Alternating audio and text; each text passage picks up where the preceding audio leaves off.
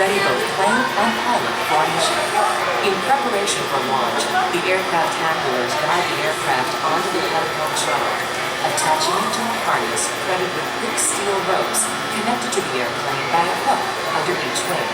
The pilot brings the engines to full power, checks his controls and instruments, signals his readiness with a salute, and the catapult is fired.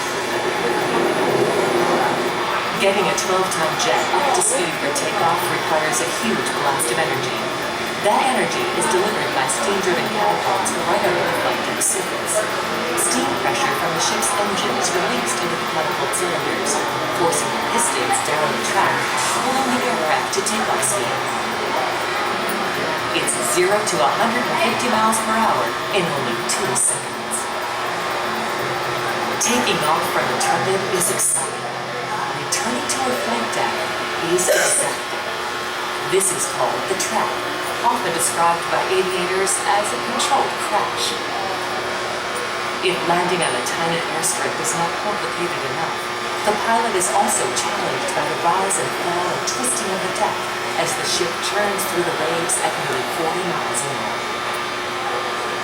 So, Navy pilots make sure they are downside, generally landing hard on all 3 wheels at once, rather than gently touching on the back wheels first, as commercial pilots do. Pilots may sit solo in the cockpit, but with only 250 feet of landing area to hit, they have lots of help on every mission. Since the 1950s, pilots have been assisted by the optical landing system, nicknamed the meatball, an illuminated optical device mounted on the side of the ship that tells the pilot where his plane is in relation to the flight deck. As the plane approaches, the landing signal officer asks the pilot to call the log, confirming he can see the meatball's image light up. The pilot approaches the flight deck at high speed and rapid descent, using the aircraft's tail hook to try to snag one of at least 5 arresting cables stretched across the deck.